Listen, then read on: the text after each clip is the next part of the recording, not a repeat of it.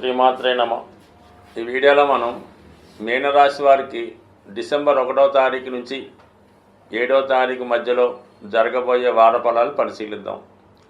మీనరాశి వారికి ఈ వారంలో లాభస్థానంలోకి శుక్రగ్రహ ప్రవేశం జరిగింది 2వ తారీఖు నుంచి. సో దీని ప్రభావం జాతకుడికి ఈ వారం అంతా కూడా చాలా సంతోషంగా ఆనందంగా గడిపే అవకాశం ఉన్నది. సో ఏదైనా శుక్రుడు లాభస్థానంలోకి వచ్చినప్పుడు సాక్షాత్తు లక్ష్మీ అమ్మవారి యొక్క అనుగ్రహం లభించినట్టే. దానివల్ల ఏంటంటే మీకు మీ యొక్క తోడబుట్టిన వాళ్ళు, మీకన్నా ముందుగా పుట్టినటువంటి మీ అక్కయ్య గారు, వదిన గారు, మేనత్త గారు, ఎవరో ఒకరు అధికారంలో ఉన్నటువంటి స్త్రీలు మీకు మీ యొక్క అభివృద్ధికి సహకరించే అవకాశం ఉన్నది. లేదా మీ యొక్క భార్య, కుమార్తె అయినా సహకరించవచ్చు. మొత్తం మీద లక్ష్మీ అనుగ్రహం లభిస్తుంది, స్త్రీల సహకారం పెరుగుతుంది. సో ఆ విధంగానే జాతకుడికి మరి ఏ సోర్స్ ద్వారా ఈ ఇన్కమ్ వస్తుందని పరిశీలించినప్పుడు తృతీయాధిపతి లాభస్థితి, అంటే మిత్రుల ద్వారా, మీలో ఉన్నటువంటి కమ్యూనికేషన్ ద్వారా, మీలో ఉన్నటువంటి టాలెంట్ ద్వారా. అంటే శుక్రుడి యొక్క ఆదాయం ఏ విధంగా ఉంటుందంటే ఏదైనా సినిమా పరిశ్రమలో, కళారంగంలో, యూట్యూబ్ ద్వారా వచ్చే అవకాశం ఉంది.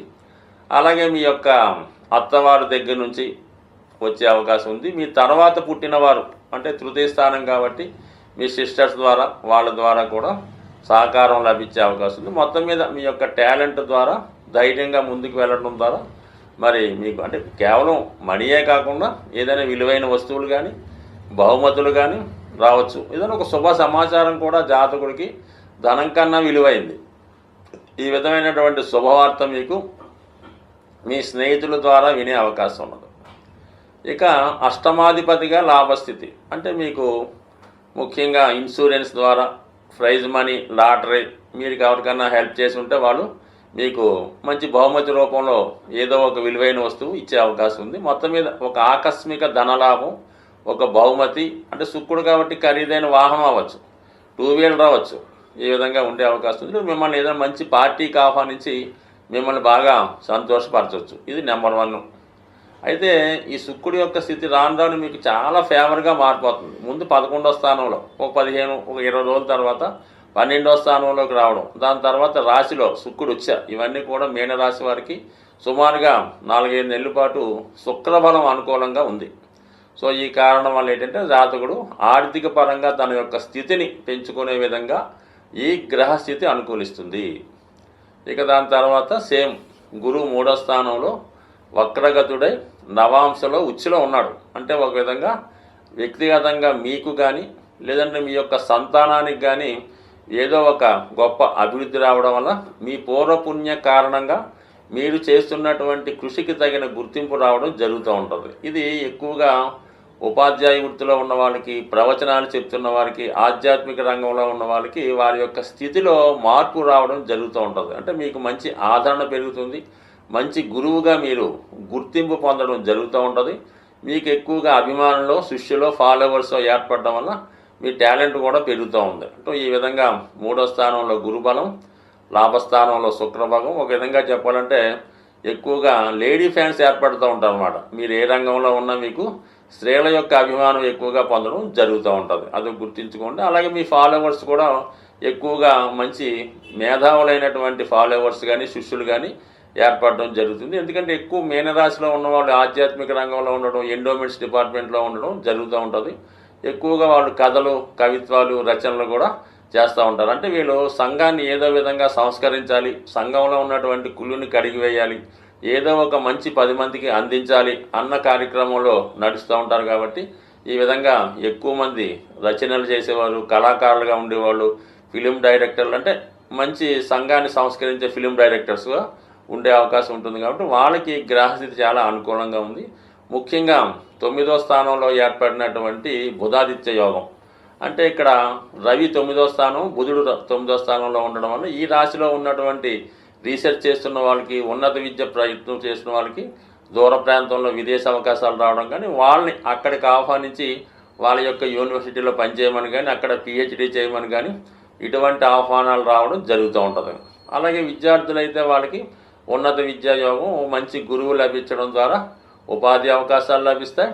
అలాగే వారికి విద్యలో టాలెంట్ కూడా పెరిగే అవకాశం ఉంది. ఇది భాగ్యస్థానం యాక్టివేట్ అవ్వడం వల్ల జాతకుడు ఎక్కువగా పుణ్య కార్యక్రమాల్లో ఆసక్తి చూపిస్తూ ఉంటాడు. మరి గురువు దృష్టి కూడా ఈ 9వ స్థానంలో ఉండడం వల్ల జాతకుడికి విదేశ ఆహ్వానాలు కానీ ఏదైనా దూర ప్రాంతంలో మీ యొక్క టాలెంట్ రుజువు చేసుకునే విధంగా అక్కడ వాళ్ళు మిమ్మల్ని ఆహ్వానించి మిమ్మల్ని ఏదో సత్కరించడం, సన్మానించడం లాంటి కార్యక్రమాలు కూడా చేయడం జరుగుతూ ఉంటుంది. బట్ ఇవన్నీ అనుకూలంగా ఉన్నప్పుడు కూడా జాతకుడి ఆలోచన వేరే విధంగా ఉంటుంది. జాతకంలో రాశిలో రాహు ప్రవేశించడం వల్ల రాహు యొక్క సంచారం 12వ స్థాని జాతకుడికి ఒక విధమైన అహంభావం ఏర్పడుతూ ఉంటుంది. తనకు తానే గొప్పగా ఊహించుకొని వచ్చిన అవకాశాలని రిజెక్ట్ చేయకుండా కొద్దిగా సహనంతో వచ్చిన అవకాశాలను ఉపయోగించుకుంటే మంచివాడిగా మంచి కీర్తి లభించే అవకాశం ఉంది. ఈ వారంలో మరి సుబ్రహ్మణ్య షష్ఠి రాబోతుంది. డిసెంబరు 7వ తారీఖున సుబ్రహ్మణ్య షష్ఠి, అలాగే 6వ తారీఖున నాగ పంచమి రావడం జరుగుతూ ఉంటుంది. ఈ రెండు కూడా ఎవరి జన్మ జాతకంలో సర్పదోషం లాంటిది ఉంటుందో వాళ్ళు దాని పరిహార నిమిత్తం ఈ 2 రోజులు కూడా విధి విధానంగా సుబ్రహ్మణ్య స్వామిని ఆరాధించడం వల్ల వారి జాతకంలో ఉన్నటువంటి సర్పదోషం పరిహారం అయ్యే అవకాశం ఉన్నది. అంటే అసలు సర్పదోషం ఏ విధంగా ఉంటుంది, దానివల్ల ఏ విధమైనటువంటి ఫలితం వస్తుంది అని గమనిస్తే జాతకంలో కేంద్రాల్లో పాపగ్రహాలున్నా, పంచమ స్థానంలో కుజుడు, శని, రాహు, కేతువు లాంటి గ్రహాలున్నా, వృశ్చిక రాశిలో ఇటువంటి పాపగ్రహాలున్నా, అలాగే శుభగ్రహాలైనటువంటి గురువు, శుక్రుడు, రాహుకేతువులతో కలిసిన ఈ విధమైనటువంటి సర్పదోషం అన్నది ఏర్పడడం జరుగుతూ ఉంటుంది. అలాగే కుజుడు బలహీనపడి ఉన్న, నీచ స్థితిలో ఉన్న రాహుతో కలిసినా కూడా అంటే ఏదో విధంగా అంటే ప్రతి జాతకంలో కుజదోషం ఉన్నట్టు ప్రతి జాతకంలో కూడా ఏదో ఒక సర్పదోషం అన్నది కనబడడం జరుగుతూ ఉంటుంది. అంటే ఈ సర్పదోషం ఎందుకు ఏర్పడుతుందంటే తెలుసో తెలియకో సర్పాలకి ఇబ్బంది కలగడం వలన ఈ దోషం రావడం జరుగుతుంది. ఇది 7 తరాలుగా జాతకుడిని బాధించే అవకాశం ఉంది. అంటే మీ పూర్వీకులు 7 తరాలుగా అటు ఇటు వాళ్ళు ఏ దోషం చేసినా అది కుటుంబంలో అందరికీ రావాలనే ఏం లేదు, ఎవరో ఒకరికి రావచ్చు.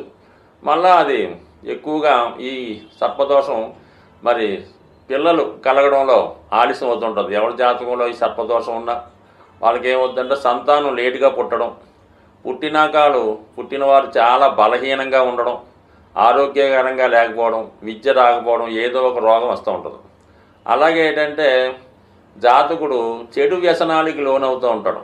తల్లిదండ్రులను హింసించడం, ఇంట్లో డబ్బులు పట్టిపోయి ఖర్చు పెట్టడం, తాగుడు లాంటి కార్యక్రమాలు చేపట్టడం, పగలంతా నిద్రపోయి రాత్రులంతా మేల్కొని వివిధ ప్రాంతాల్లో సంచరించడం, ఇవన్నీ కూడా జాతకుడి యొక్క సర్పదోషానికి కారణమవుతూ ఉంటాయి. ప్రస్తుతం రుణ బాధలు ప్రతి జాతకుడికి కూడా అంటే ఎవరైతే ప్రస్తుతం రుణ బాధలతో ఇబ్బంది పడుతున్నారో, అంటే రుణ బాధలు అంటే ఏదో ఇల్లు కట్టుకొని హౌసింగ్ లోన్ తెచ్చేవండి, కారు కొనుక్కొని హౌసింగ్ లోను, అమ్మాయికి పెళ్లి అది రుణ బాధలు కాదండి. మీరు ఏదన్నా వ్యసనానికి లోనై ఏదో పేకాట డబ్బులు పోగొట్టుకోనో, ఆన్లైన్లో డబ్బులు పోగొట్టుకోనో, ఉద్యోగంలో డబ్బులు వాడేసి యజమాని డబ్బులు వాడేసి అది బాకీపడడం అన్నది రుణం తప్ప మన బాధ్యత కోసం పిల్లల్ని చదివించడానికి, తల్లిదండ్రులను వైద్యం చేయడానికి అప్పు చేయడం అంటే ఆ అప్పుల బాధలు మీకు నష్టం లేదు, దానివల్ల మీకు పెద్దగా ఇబ్బంది ఉండదు. ఈ విధంగా మీరు వ్యసనానికి లోనై స్త్రీలకి డబ్బు వ్యసనం పెట్టడం, పేకాట ఆడడం వల్ల చాలామంది అప్పుల పాలు అవుతుంటారు. అది అప్పుల పాలు అవటం వాళ్ళు ఎక్కువ ఇబ్బంది పడుతుంటారు. అటువంటి వాళ్ళు ఈ నాగపంచమి, సుబ్రహ్మణ్య షష్ఠి రోజు విధి విధానంగా వీలైతే ఉపవాసం ఉండి సుబ్రహ్మణ్య స్వామి ఆలయాన్ని దర్శించి మరి విధి విధానంగా స్వామిని పూజించుకోవడం వల్ల, అంటే ఏదో ఒక్కరోజు చేయడం వల్ల సరికాదు, ఆ రోజు ఒక దీక్షగా మనం ఈ రోజు నుంచి ఈ నియమం పాటించాలనుకొని కంటిన్యూ చేసుకుంటూ దగ్గరలో ఉన్నటువంటి సుబ్రహ్మణ్య క్షేత్రాన్ని దర్శించడం వల్ల ముఖ్యంగా సుబ్రహ్మణ్య స్వామికి బెల్లం పానకం, చెరుకు రసం, తేనె, పాలు, అలాగే చలివిడి నైవేద్యంగా పెట్టి విధి విధానంగా పూజించడం వల్ల కంపల్సరిగా మీకు సర్పదోషం తొలగి మీరు మీ కుటుంబం అంతా సంతోషంగా ఉంటారని ఆశిస్తూ స్వస్తి.